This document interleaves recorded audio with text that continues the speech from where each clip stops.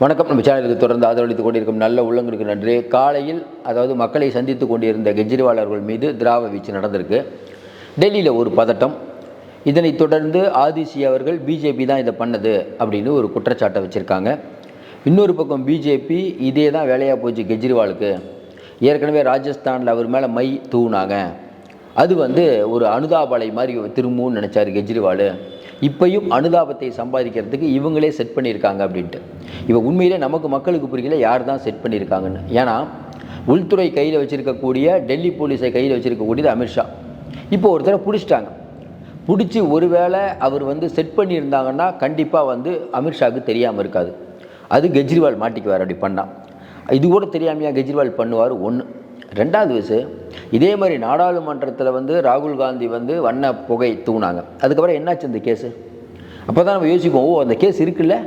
அதே மாதிரி நிறைய கேஸ் நம்ம மறந்துடுவோம். அதாவது ஜக்கி வாசுதேவ் மேலே கேஸ் என்னாச்சு? அதாவது நிறைய சம்பவங்கள் நமக்கு மறக்கடிக்கப்படுது. அடுத்து செய்தி வருது இல்லை. இன்னும் கொஞ்சம் நாள் அதானி மறந்துடுவோம். அடுத்த செய்திக்கு வந்துடுவோம். அப்போ அந்த வண்ணப்பொடிகளை தூவுனவங்க மேலே என்ன நடவடிக்கை ராகுல் காந்தி மேலே? ஏன்னா அந்த வண்ணப்பொடி அப்படிங்கிறது ஒரு இண்டிகேஷன், மிரட்டல். அன்னைக்கு பார்த்து கரெக்டாக ஐயா மோடியும் அமித்ஷாவும் யூபியில் இருக்காங்க. அப்போ என்ன ஆச்சு? நீங்கள் அது என்ன சொல்ல வருன்னு புரியுதுங்கன்னு நினச்சிருப்பீங்க. மோடி அமித்ஷா இல்லாத போது உங்கள் மேலே தூவுறோம். இதே வேறு தூவி இருந்தால், அதுவும் குறிப்பாக பார்த்தீங்கன்னா இன்றைக்கி ஏற்கனவே ராஜஸ்தானில் நடந்த அந்த மைப்பூச்சு, அதில் பார்த்தீங்கன்னா ஏவிபிபி பிஜேபியுடைய துணை அமைப்பில் இருக்கவர் தான் வீசினாருன்னு உறுதியாயிடுச்சு. இந்த சண்டை போயிட்டு இருக்கும்போது மாளவிகா நகரில் இன்று நடந்தது என்ன? அதையும் தாண்டி அடுத்த வருஷம் நடக்கக்கூடிய டெல்லி சட்டமன்ற தேர்தல் ரொம்ப ரொம்ப முக்கியமாக பார்க்கப்படுது. என்ன? 70 தொகுதி 2014 பார்த்தீங்கன்னா அங்கே இவர் கெஜ்ரிவாலை ஒன்றும் அசைக்க முடியல. கெஜ்ரிவாலை எவ்வளோ பண்ணுறாங்க, ஒன்றும் பண்ண முடியல. நாடாளுமன்ற தேர்தலில் பிஜேபி ஜெயிக்குது.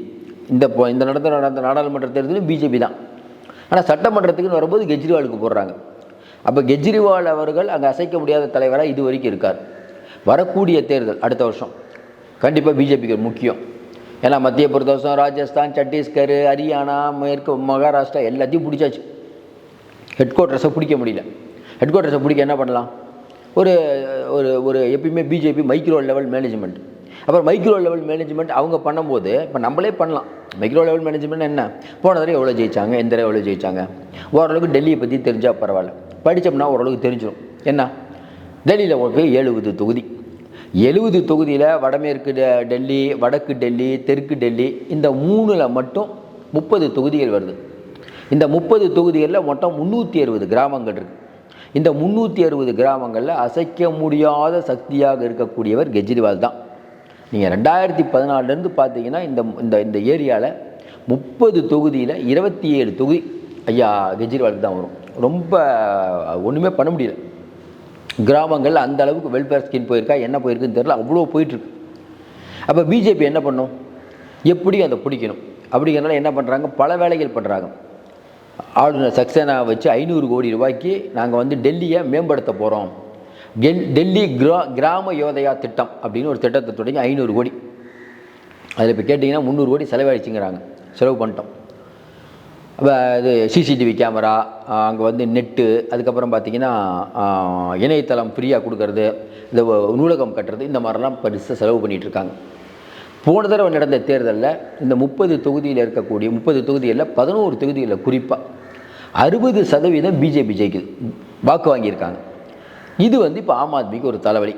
போன சட்டமன்ற தேர்தலில் ஆம் ஆத்மி 60% வாங்குச்சு. இன்றைக்கி அப்படியே திரும்பி பிஜேபி வாங்குது. அப்போ என்ன தொகுதிகள் அது? குறிப்பாக சதூர் பஸ்திங்கிறது ஆம் ஆத்மியோட கோட்டை. ஆனால் போன தடவை பார்த்தீங்கன்னா 57% வாக்குகள் பிஜேபி கிடச்சிருக்கு. அதேமாதிரி புராரி தொகுதியும் நம்ம ஆம் ஆத்மியோட கோட்டை. ஆனால் இங்கேயும் பார்த்தீங்கன்னா பிஜேபி அப்பர் ஹேண்டு பெரிய லெவலில் எடுக்குது. இங்கே நடந்ததில் பார்த்தீங்கன்னா 63% பிஜேபி வாக்கு. அதேமாதிரி பார்த்தீங்கன்னா நரோலா தொகுதியிலையும் பார்த்தீங்கன்னா 62% பிஜேபி. இதெல்லாம் எம்பி எலெக்ஷனில் பிஜேபி வாங்கின ஓட்டு 63%.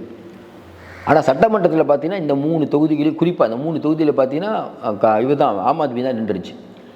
சரி, இப்படியே போயிட்டு இருக்கும்போது என்ன பண்ணலான்னு பார்த்தா, ஒரு பக்கம் காங்கிரஸ், அதில் முக்கியமான தலைவர் அவர் ஒரு யாத்திரை போகிறார். காங்கிரஸை வலுப்படுத்தணும், ஏன்னா நம்ம ஷீலா தீட்சித் இருக்கும்போது காங்கிரஸ்லாம் வலுவாக இருந்தது, இன்றைக்கி காங்கிரஸ் வலுவாக இல்லை.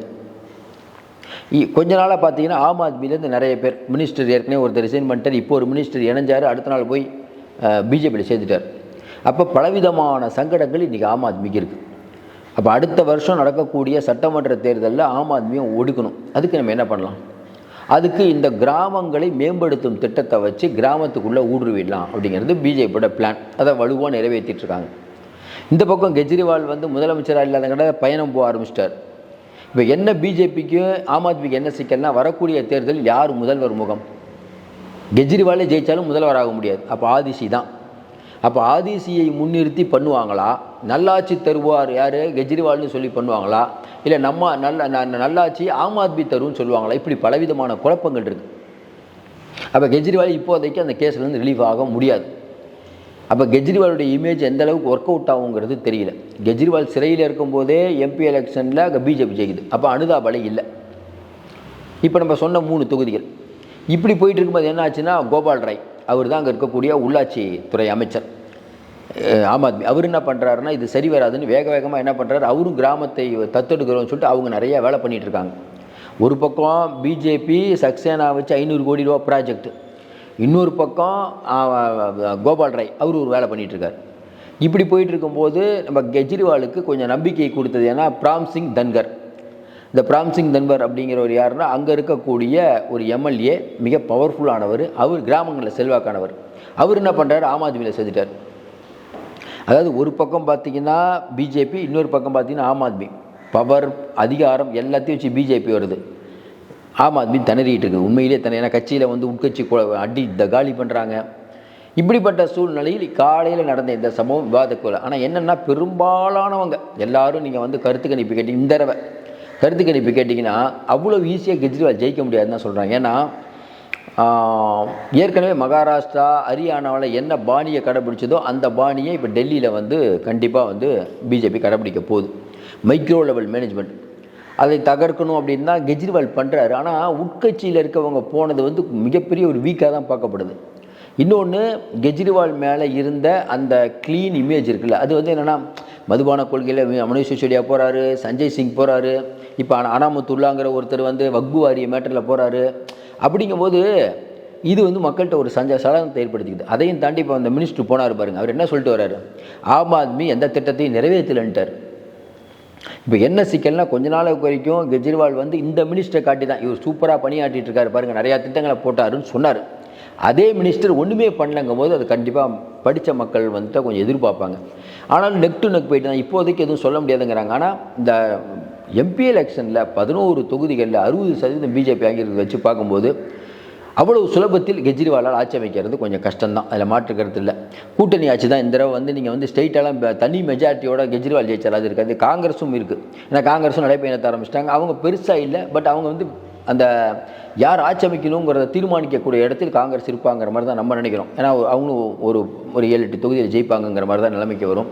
எப்படி இருந்த காங்கிரஸ் எப்படி ஆயிடுச்சு அப்படி தான் சொல்ல முடியும். பொறுத்திருந்து பார்ப்போம். மீண்டும் சந்திப்போம். நன்றி, வணக்கம்.